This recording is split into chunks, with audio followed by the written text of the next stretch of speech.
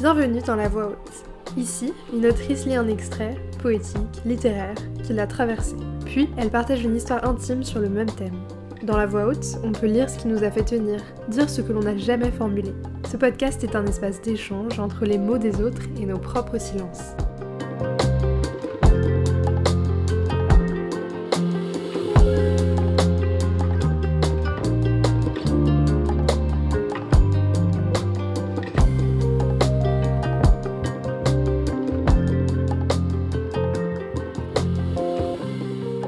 A Rose for Emily by William Faulkner. I want some poison, she said to the druggist. Je voudrais du poison, dit-elle au pharmacien. Elle avait alors plus de 30 ans, encore mince, bien qu'un peu plus maigre que d'habitude, avec des yeux noirs, froids et hautains, dans un visage dont la chair semblait tendue sur les tempes et autour des orbites comme on imagine le visage d'un gardien de phare. « Je voudrais du poison, dit-elle. »« Oui, mademoiselle Émilie, quel genre ? Pour les rats et autres, je veux le meilleur que vous ayez, peu importe lequel. » Le pharmacien en énuméra plusieurs. « Il tuerait n'importe quoi jusqu'à un éléphant, mais ce qu'il vous faut, c'est de l'arsenic, » dit mademoiselle Émilie. « C'est un bon choix ? » ?»« De l'arsenic, oui, mademoiselle, mais ce qu'il vous faut, je veux de l'arsenic. » Le pharmacien baissa les yeux vers elle.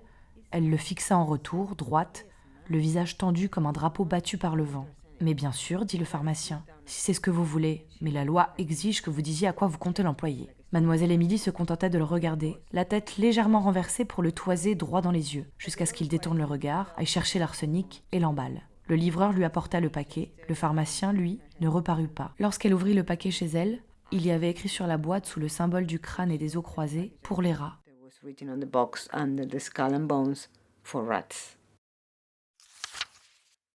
Already we knew that there was one room in that region above stairs. Nous savions déjà qu'il y avait là-haut une pièce que personne n'avait vue depuis 40 ans et qu'il faudrait forcer la porte. Ils attendirent que mademoiselle Émilie fût décemment sous terre avant de l'ouvrir.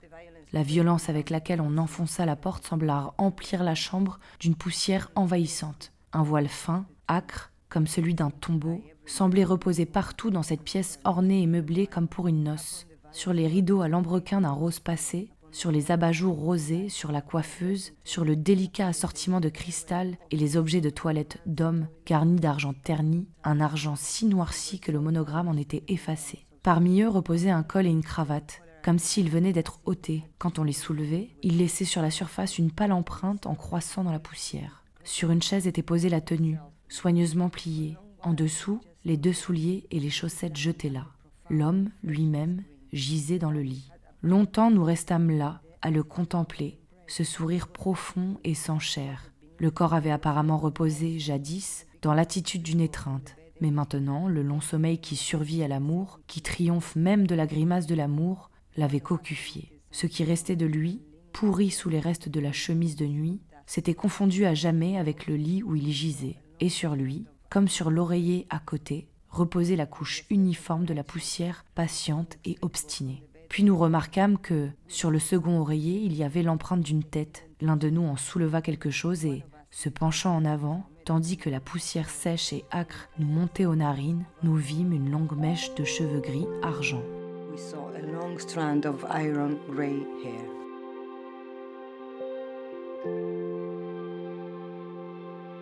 I'm Mariana Enriquez.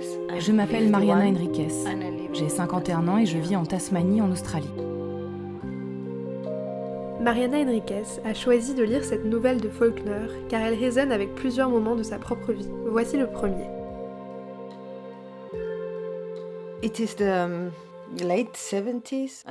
On est à la fin des années 70, je suis toute petite, à peine 5 ans. Je peux pas savoir qu'il y a une dictature en Argentine, mais à la maison c'est lourd, pesant. Mes parents ont peur de sortir. Il y a toujours cette tension, cette peur dans l'air, et moi je me mets à paniquer à chaque fois qu'ils s'en vont, surtout s'ils ne rentrent pas à l'heure. Ma plus grande peur, c'est qu'ils soient arrêtés. Ma mère me raconte souvent que, quand ils doivent traverser le pont entre Buenos Aires, la capitale, et Lanús, là où on habite, techniquement c'est encore Buenos Aires, mais c'est pas le même secteur. Il y a des soldats sur le pont, et ils les pointent avec leurs armes.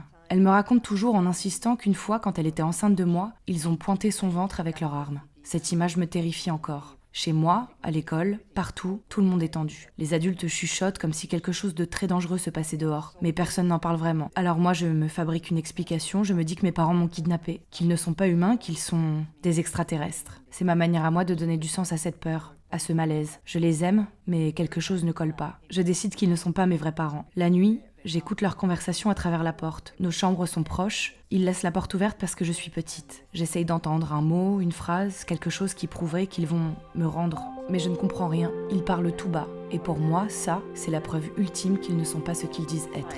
That they are not who they are, who they say they are.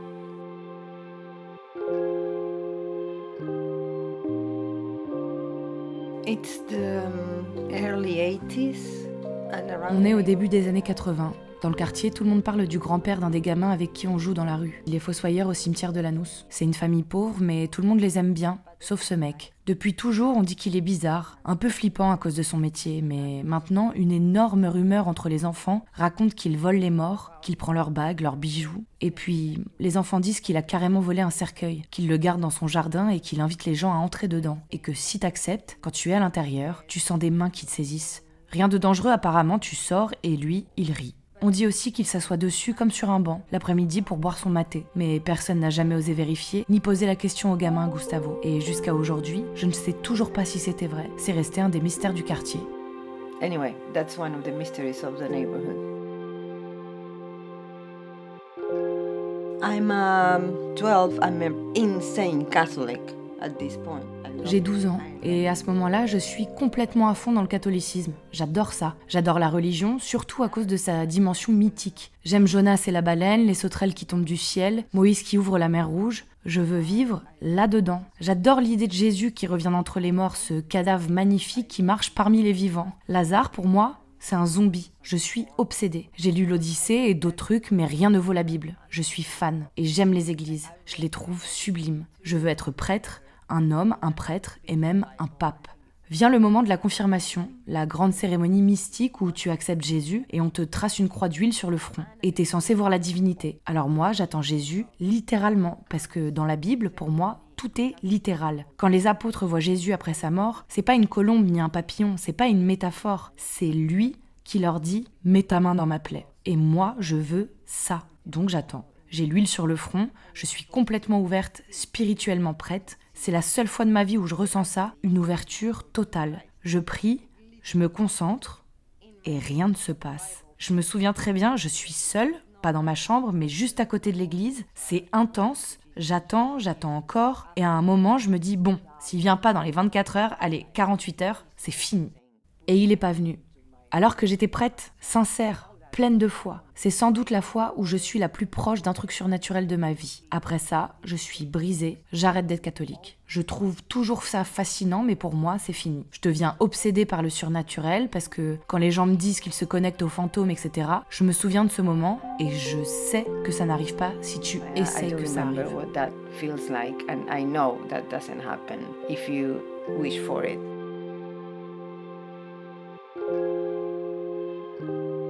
As a teenager, I become completely fearless.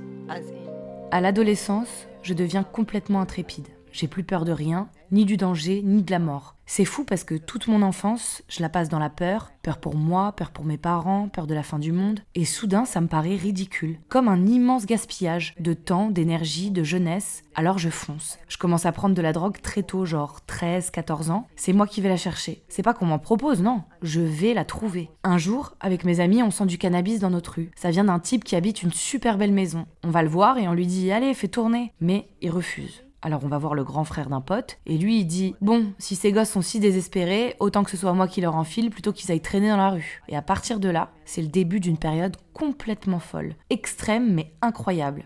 Et chère. Je commence à piquer de l'argent à mes parents, un peu partout. Il y a des moments très dangereux, très limites, mais le plus marquant, le meilleur et le pire à la fois, c'est celui-là. On est dans une voiture, je sors avec le chanteur d'un groupe, il est très beau, très cool pour un chanteur. On est dans la voiture du saxophoniste. C'est un groupe très rock'n'roll, un peu Rolling Stones des années 70, genre sexy et sauvage. La voiture est dans un état catastrophique et on est complètement défoncé. Acide, coke, tout ça. Et soudain, le plancher de la voiture se casse et s'en va intégralement. On se retrouve les jambes en l'air, le bitume juste dessous, mais la bagnole continue d'avancer, on sait même pas comment. Et nous, on hurle, on chante, on trouve ça incroyable. C'est hyper dangereux, mais je me sens tellement vivante. Scream, sing, it was super dangerous. I was feeling so alive.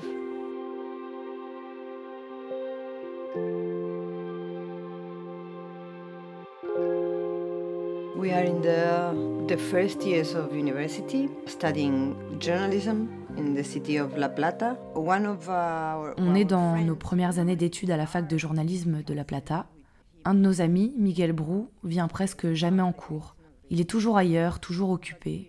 Il a un groupe aussi. Tout le monde l'aime bien. Il est charmant, drôle. Il est libre. Il sort avec 2 de nos copines à la fois. Et moi, je traîne souvent avec lui. On boit ensemble dans la rue, des liqueurs très sucrées. Mais c'est un garçon doux, vraiment. Il habite juste à côté d'un commissariat et il a des emmerdes avec les flics à cause du bruit de son groupe. Il refuse de baisser le son, il s'en fout. Et puis un jour, il disparaît complètement. Il vient pas là où on le voit d'habitude. Il passe pas à la fac, mais ça c'était pas nouveau. Alors au début, on s'inquiète pas trop. Il avait une petite maison près de la rivière. Les flics enquêtent et disent trouver là-bas un feu encore récent et sa guitare. Ils disent qu'il a peut-être voulu se baigner et qu'il s'est noyé. Mais ça lui ressemble pas du tout, en plus on est en hiver. Les jours passent, des signes apparaissent, des rumeurs. Il aurait été vu avec la police la nuit de sa disparition. Et très vite, ça devient évident. Miguel a été enlevé par la police pendant l'une de leurs altercations. Avec sa famille et l'université, on commence à faire des manifs dans la rue pour le retrouver. Les semaines passent, ça va très vite, et il apparaît qu'il a bien été enlevé par la police et qu'ils l'ont fait disparaître. On continue les manifs, et c'est la première fois que je ressens le danger dans mon groupe de potes. C'est aussi la première fois que je ressens la présence du passé de l'Argentine, la violence policière et celle de l'État. Pour moi, c'est un truc qui est arrivé à nos parents, mais qui ne peut pas nous arriver à nous.